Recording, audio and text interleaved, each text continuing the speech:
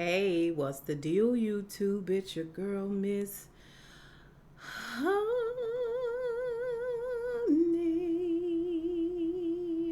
Welcome back to the channel. It is Evangelist M.S. Honey here to deliver, huh? A powerful, powerful word from on high. Just tell you a little bit about myself. I spoke in tongues at 8 years old. I've been preaching since I was 11 years old. I don't suffer fools. I fast every 6 days. I don't drink. I don't smoke. I don't suffer the company of males in my home nor in a car without a chaperone. I don't listen to worldly music, okay? And I don't watch your worldly televisions, not unless it's the news, okay? I do enjoy myself a little TBN and that types of things, but otherwise, I keeps it holy, okay? I keeps it holy because I have to deliver the word from on high, okay? So I got to be a holy vessel. My favorite restaurants are Piccadilly and S&S Cafeteria. Okay, I'm 59 years old and I still have my hymen. Praise Him, huh? All right, let's get into it. If you'll turn your books to the book of Greenleaf, chapter 5, verse 5, fifth day. Let's begin, shall we? Now, the show opens with Grace getting Sophia up.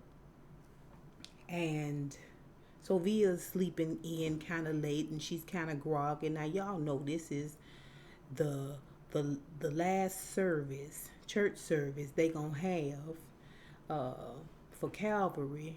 Instead of going down to the church, all the Greenleafs are gonna do it right there at the mansion, at the compound. Sophia don't want to get up and get moving because there was a football player who knew Dante at down at Hampton, her school, and he got the pictures and he has circulated the pictures. Sophia, it's just breasts. It's just breasts. Like, it's just breasts. Oh, they just breasts. Just move forward, sis. It don't have to be this dramatic, right? We have everybody in place. We've got Jacob and his family. We got Grace, Noah, and AJ. We got and Sophia. Don't forget about Sophia. We got Charity.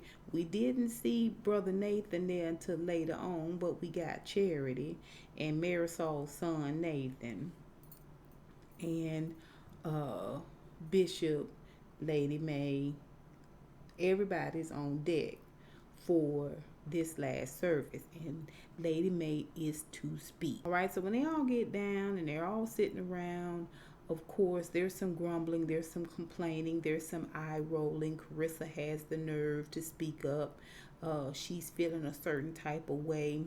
Bishop takes a moment and just encourages her as well as disciplines her. Tell her to gather herself. When we first met you, you used to be a real sanctified woman. You know what I'm saying? Think about some things you can be grateful for and shut up. And basically tells Jacob the same thing, because Bishop pipes up and he starts talking about what's going on down. And they didn't forgot it's a church service. Now y'all bemoaning that this is the last church service you're going to have, I guess, as a Calvary family, you know. And Lady May brings them back to center. Now, she's the speaker for today. She's also the matriarch. And she brings everybody back to center. To the center. And lets them know this don't have to be a day of mourning. This could be a day of celebration. And listen, the house basically looks like it. There is food and drink in every room. Later on, like I say, Grace talking to Noah, and he brings up Consecration Sunday. Well, evidently, the day she got pregnant was Consecration Sunday, and she lost her virginity in church. She swears him to secrecy. Yeah, you should. You absolutely should.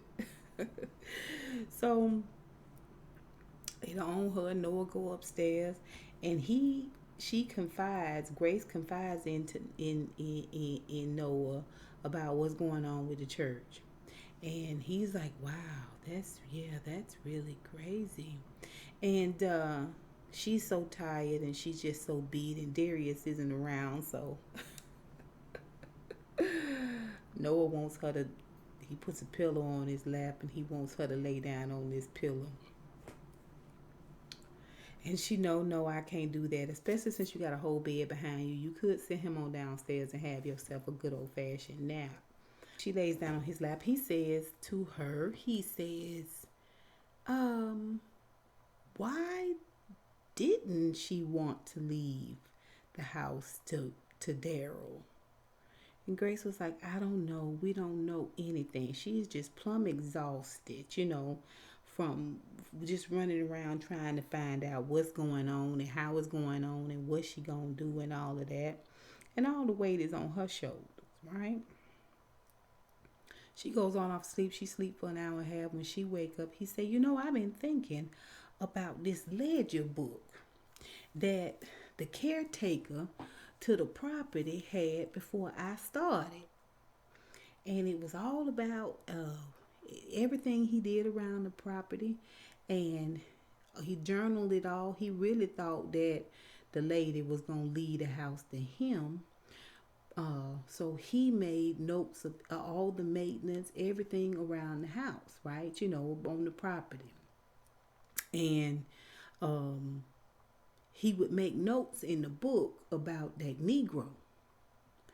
That Negro came around today. That Negro was here today. That Negro this, that Negro that. So she said, really? Now, where is this book? He said, well, I think it's still down at the cottage. Okay, so she goes down to the cottage and she runs into Zora, and Zora tells her that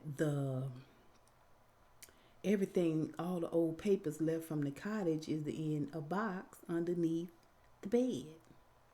She goes and gets the box out, and it's a trunk about yay long, old dusty trunk, and she opens it up, and it's got all kinds of ledger books and all types of stuff. And she opens one book up and flips through, and it's drawings of the house and the property and the schematics and all of this stuff, all hand drawn.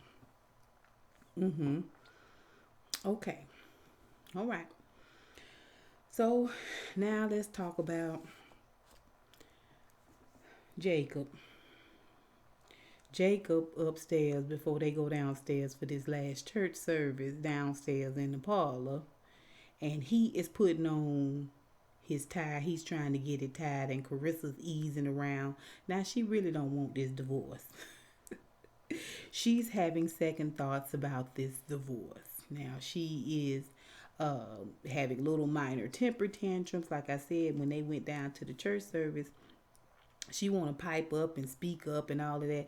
I mean, no shame whatsoever about the fact that a good portion of the predicament that the Greenleafs are in right now is because Karissa uncovered something and tried to use it as a weapon against Jacob. Okay, and you got the nerve to always be trying to pipe up and speak up and make yourself seen. No, what you need to be doing is getting somewhere and burying yourself in the deepest corner. Let somebody notice you, and remember that you have not yet been properly punished for your deeds. But oh, no. So Jacob is trying to put the tie on and trying to get it fixed, and she just wants to be seen. Are we still telling Zora today after church? And he was like, yeah. Oh, she didn't want to hear that. And she wants him to beg her back. He's always begged her back. He's always been the apologizer. He's always been the one that was in the wrong, wholeheartedly. So she's always been able to sort of have this place of piety and judgment and haughtiness over him, as if she, pooped gold nuggets covered in diamond dust, and he just was a filthy rich that just could not make it without her. And now faced with you know the likelihood of having to go on without being Mrs. Jacob Greenleaf, she seems to be having um, second thoughts. And Jacob is so calm and so he don't care. He don't care. He is completely divested from her. Completely divested from her. So she's running around trying to get him to argue back with her, and starting little fights and all of these things. She's trying to get something from him. She's trying to get him to give her something, but he just won't do it. He just will not do it. Now, but she's still living in home, okay? And they have agreed they gonna tell Zora together. So they go and pull Zora away, and they sit her down, and she's making jokes and quips about divorces and all of that. And come to find out, she's right. She's dead on. Immediately she thinks it's Jacob. Immediately she thinks it's all Jacob's fault. What have you done now, Dad? She's seen it for years. The fact that he has cheated and mistreated her mom, and she doesn't want her mom to take up for him. Now, Zora, she a lot like Karissa. She got nasty ways, okay? And she got a real quick mouth. She rolling her eyes at Jacob and telling her mama, I wish you wouldn't take up for him. And Karissa said, listen. She looking at her. She trying to give her, the signal. It wasn't all your father. I played a role in this too. And she was like, you don't have to take up for him, Mama. No, I'm just telling you. This is happening, and it's not all your father's fault. What could you possibly have done? And it dawns on her, and she feels gross, and she runs out. Now, she is tough with them, but when she gets home, she breaks down. And Karissa tells Jacob. He thanks her. After Zora runs out, he thanks her for taking, some of the blame and not making it seem like he is the only one doing wrong in the relationship. And she says to him, I am willing to call this whole thing off, but if we take Winky down there and we tell him there is no going back. Jacob was like, what's done is done. What's done is done. What's done is done. Just like he told her when he was fixing that tie up while she trying to start a fight with him and have this engaging conversation where she once again verbally browbeats him and he cowties. We not doing that no more. We not doing that no more. Let's talk about what's up. Yeah, I wasn't ish, huh? But what was you and Fernando talking about all them days, huh? All that paperwork y'all was shuffling around, huh? All these illegal signatures and land sales and all this type of thing. What was y'all discussing? And she was dead silent. He was like, yeah, that's what I thought. That's what I thought. See, I don't know if it's about guilt, what's going on with Karissa. I don't know this about guilt. Something tells me it's about no longer having power. It's about no longer having the upper hand on him. It's about no longer being able to lord over him that she's the right one, that she's the righteous one. Okay? Let's talk about Charity. Charity, for the most part, is trying to get back in with her family. Like, I don't know if she would be feeling the same way if, or doing some of the same things that she's doing, if she was still working down at the church, or even if Phil Dumas remotely showed her some attention or affection. But she sings the opening song at the service. She's kind of been watching the girls, watching them chit chat and whisper and talk, Zora and Sophia. She have them watch little Nathan while she go make a phone call, and she calls around there to Yusef Shabazz. Now when he picks up the phone, he says, um, I told you no, Grace. And she said, this isn't Grace, this is Charity. So Charity, you and Grace got the same phone. You went and got Grace's phone from her. I mean, I don't scabs.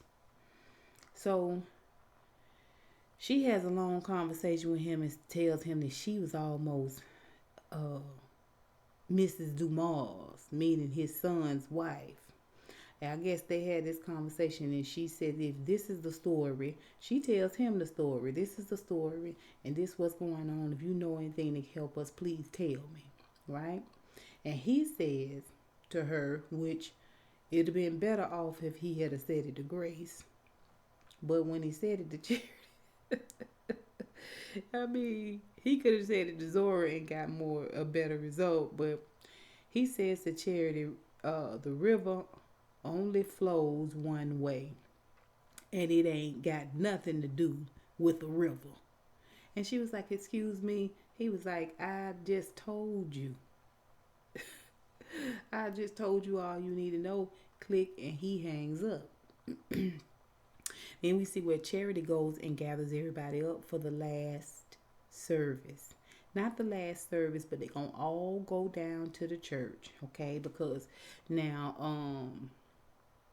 what's Lady May's old secretary? I can't think of her name, but she's there singing with Charity, and she's also keeping them abreast blow by blow of how the last service down at the old Calvary building with Judy and Phil is going. And her that they in there dressed in hard hats and taking selfies, and her grandmama's real upset about it and all of that, you know.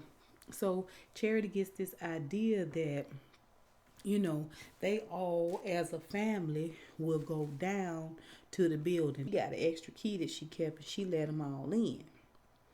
Okay, now we gonna talk about it. Okay, so let's talk about Bishop and Lady May. Like I said, May is gonna speak. AJ is there, and Karissa and Bishop are making comments, and May centers everybody. This is a bit of a different May. And here's an opportunity for her to speak and for her to preach, and she uses this opportunity to sort of galvanize them and encourage them beyond these grumbles and mumbles. She acknowledges AJ and lets him know that she's glad that he's there. And this is a different May. She's not, lifting herself up or pumping herself up, but instead, she sees that her family is in this sort of disgruntled way, and she begins to encourage them. Okay, May has decided that she is going to go down and see Tara James. But she said, I've seen 2 men have gone from this family, and nothing good has come of this. And she says, I'm going by myself. Meanwhile, Bishop decides that he sees AJ standing around. He wants to talk to AJ. And I enjoyed the interaction between Bishop and AJ. So Bishop and AJ go down to the shed. And Bishop has a whole car in a box that his daddy gave to him in 19 art. So through your 20s, through your 30s, through your 40s, through your 50s, you have just moved this box with an entire 64 Chevy Capri. I don't know what it was. You know what I'm saying? You have shuffled this place from this place to the other. This was when you was living with your father and you asked him for a car, so you had to be around 16 or 17 years old. You had a whole car. Anyway, he tells AJ this whole story about he asked his daddy for a car. His daddy said keep praying, and then one day his daddy showed up with the car. This car that's in the box, and he did not have the wherewithal to open the box up and put the car together. And AJ said, "You tell me it's a whole car in this box?" He was like, "Yeah." He said, "But if you help me put it together, it's yours if you want it." And it sounded like a good deal to AJ. Also, it is an opportunity for Bishop to continue ministering to AJ and imparting to AJ. Now, I don't know why we couldn't have some of this back in season 4, but what's done is done now. Okay. Later on, Bishop comes in the house, he and AJ, and he continues to impart to AJ, and he continues to talk to AJ about Jesus being real. I mean, just really ministering to AJ, but it's coming across in this way where they're sort of having this guy talk, but it's really Bishop ministering to AJ. He feels led to do so, and AJ isn't pushing back like he does with Grace, so maybe it's doing some good. Meanwhile, May is down there at Tara's, and she goes in there and she is looking around and picking stuff up and putting it down after she done sat in the car and watched Tara see off all of her parishioners. She give them a bag of groceries and send them on to the house after she teach them. So she brings them, she lures them in with the food, because they come to service. After service, they can get groceries. And so May watches the whole thing. When she goes inside, like I say, she picking stuff up and walking around. And she the same old May we remember her from season 1. Y'all remember in season 1 when she went down to Tasha Skanks' office? This was when Tasha Skanks was first lady, her and Basie, first season. And she walked around in there and acted so ugly and so uppity, so highfalutin to Tasha Skanks, and made her feel so bad. This is the same May from then. Now, I was a little surprised. I said, "Oh, okay." Now around there at the house, you was pretending like you need to be fasting and you got your ear to the mouth of the Lord. But here you the same old May we remember from season 1. He asked Tara some questions about how long she been there. 2 years. And why are you doing it this way? Why are you doing it the hard way? It's better ways of doing things. Why are you doing it like this? May say, you feed 10. Why feed 10 when you can feed 10,000? And she say, ain't nothing wrong with the 10, right? So she says, yeah, I guess, when you're not taking my house or trying to steal my house or something, she say to the lady. And so the lady is consistent. Tara is consistent. She has consistently had the sort of same vibe that she did with Jacob, with Bishop, and now May. When she tells May, I mean, I know I don't have any legal claim to the house, but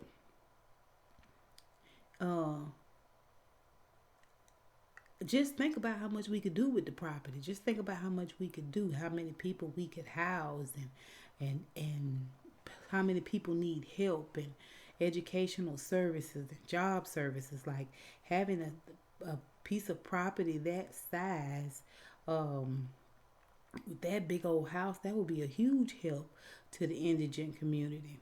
And May says, Lord, you have a weird sense of humor. She feels like this is a sign. What Tara says to her makes perfect sense. And it sounds like the work of Jesus Christ. Okay? It sounds like the work of Jesus Christ, helping the sick, helping the poor, restoring those who have fallen away. It sounds like the work of Jesus Christ. So when May storms in the house and Bishop is sitting there talking to AJ, ministering to him, he want to hear from May about how it went. And May says she don't want to talk about it right now. He said, oh no, honey, you said you wanted to go down there. And all the men folks had made a mess of the situation. And you say you was going to go down there and not tell me how it went. She said, I think we're going to have to give her the house. And she storms up on upstairs. I said, Lord, May, Lord. Okay, so later on, we see where Bishop go to Grace after she done woke up from her kitty cat nap. He go to Grace and ask her for money because May think we ought to give the house over to Tara. But if we can give her some money instead, maybe that'll do. Grace say, how much do you need? Bishop say, how much you got? Bishop, you a fool.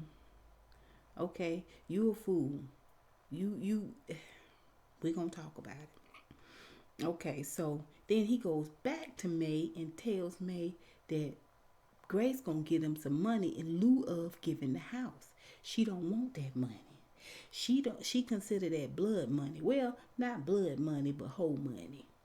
Okay. The reason she got that money is because she was messing around with Bishop's best friend and got pregnant with Grace. Okay. And she don't want to use that money for that. He said, you think you won't build a church and it's gonna be all she said it's gonna be built on truth and honesty. And we're gonna do it right this time. I said, okay, man. This what you want to do. This what you feel led to do. I mean, a lot of times when people tell you that the Lord told them to do something, it's kind of like the end of the conversation, because how you going to argue with what the Lord said? If you sure that's what the Lord said, ain't nobody got to live with it but you. He thinks that it makes him look guilty. If they turn the house over, it make him look like a murderer. I understand that point of view too. I really, really do. In this moment, Charity comes and says, Mama, we're going down to the church for one last time as a family. Will you come? And she said, not today, Charity. I just cannot. I don't feel like saying goodbye today. She said, Mama, we're not going to say goodbye. We're going to say thank you. Oh, and it moves May's heart. It does. And she goes on down. Now, everybody goes down except AJ and Noah and Nathan, right? So we got everybody else. All of the siblings, even Karissa goes. Okay? And they walking through the church. Everybody's in a different spot and they talking and they reminiscing. And Bishop is sort of leading the conversation and talking out loud. And he looks up at a stained glass window that has a picture of Christ, and he said, I lied. I've been lying to myself. I've been lying to the Lord. I've told him that I made it seem like everything was about him. My whole life was about him and only him, and that wasn't the truth.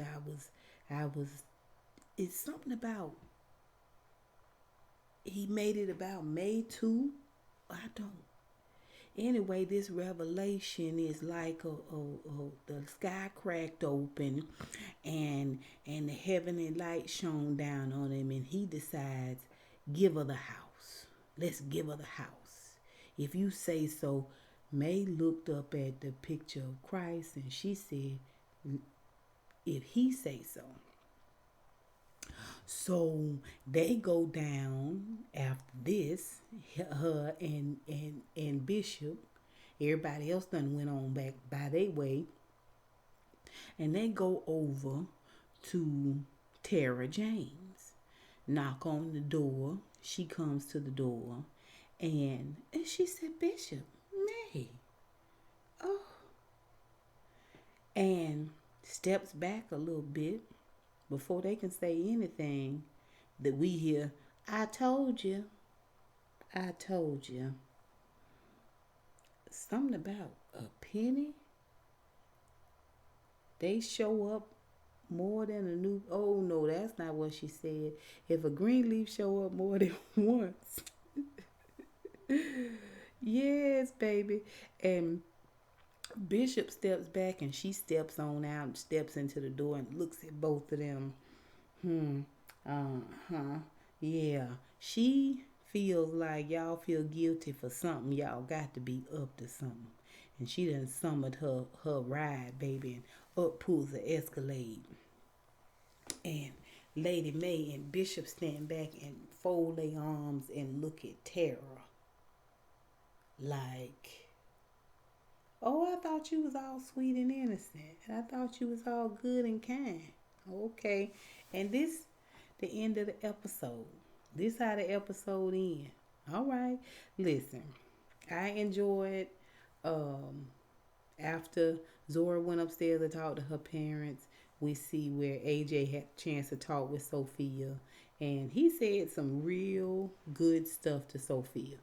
He told her, forget what them people think about her up in Hampton and go on up there. She need to have the balls, the cojones to go and face the situation. First of all, it's not like it's high school. It's not like you see them in the corridors and stuff. You at school, you got your own apartment, you drive your own car. All you gotta do is go to class and mind your business, girl. It's not like high school, okay? And he gives her sound advice. And she said, well, he said, what do you really want to do? She said, I want to stay here with you and Zora. He was like, okay, I guess that's good enough. He said, but look at Karissa and Jacob. Look at your mama. Look at Charity. Okay, they all grown adults still living in the house. He said it's not normal. It's not normal. Even Nathan got to grow up, and you gonna have to grow up too. Even if we all grew up together around here at the house, you know what I'm saying, kumbaya ish, right? You still got to grow up and live your own life. This is all that I wanted from AJ. All I wanted from AJ was for him to truly be that entity that walked out of the woods, that imparted knowledge, to for him to be that God sent angel. I don't know why they took us through this roller coaster up and down with AJ, only to bring him to this place. I guess it's supposed to be, cyclical. I don't know. I enjoyed this AJ. I enjoyed this AJ. I don't know how long I'm going to enjoy this AJ, so I'm just going to try to enjoy this moment. Zora breaking down and going back to the cottage. Grace comes in. We almost never see Zora and Grace talk. We never see Jacob, even though he's AJ's uncle. We never see them talk. We never see Jacob, being that uncle to AJ. Okay, today was the first time we saw really Bishop be like grandfatherly to AJ. Like this family, for them all to have been in the same house at the same time. The house is so huge and they are so splintered. They're still silos, okay? May and Bishop upstairs talking. We got Karissa and Jacob upstairs talking. The minute they share the news with Zora, she hauls off and goes down the road to the cabin, okay, and sits in there and sulks. We see where Charity runs off and makes a phone call, what seems like is duplicating Grace's efforts, but she gets this newfound information and she does not bring it back to the fold. Grace got the number from her. We don't see her have this conversation with Grace. At the same time, Grace has gone and gotten this ledger book, but she don't take it back to the fold. Okay.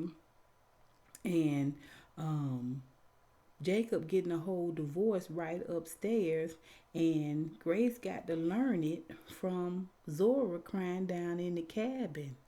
Okay, and we find out that Sophia has not told her mama about her titty pictures being out there on the World Wide Web. It's like you guys are pushing this idea of family, but every character is siloed. Now I know it has to be that way in order for the storylines to work.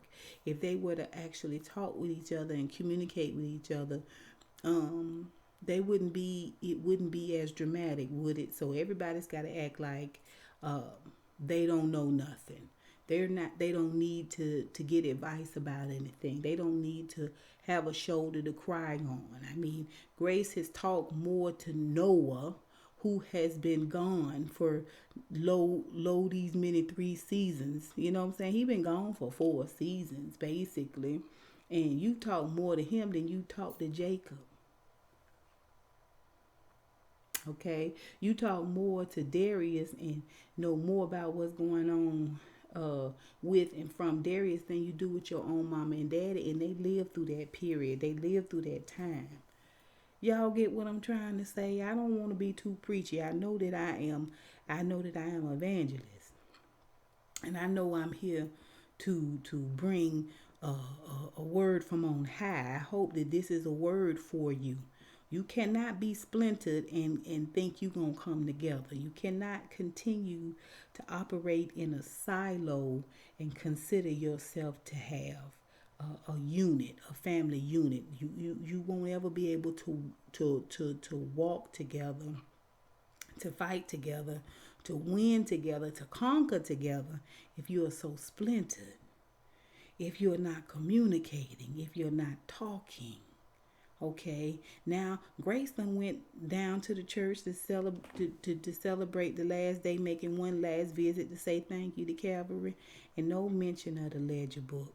She know her mom and them want to get a house up, and she willing to give money in lieu of, but no ledger book. So you willing to give millions of dollars, all that you have, all that your daddy left you, okay, and forsaking the legacy for your children, the money you would leave your children. Forget all that, and you don't mention the ledger book. Y'all tell me what you think. Y'all put it down below. And until next time, honeybees. Mwah, mwah, mwah. Ah,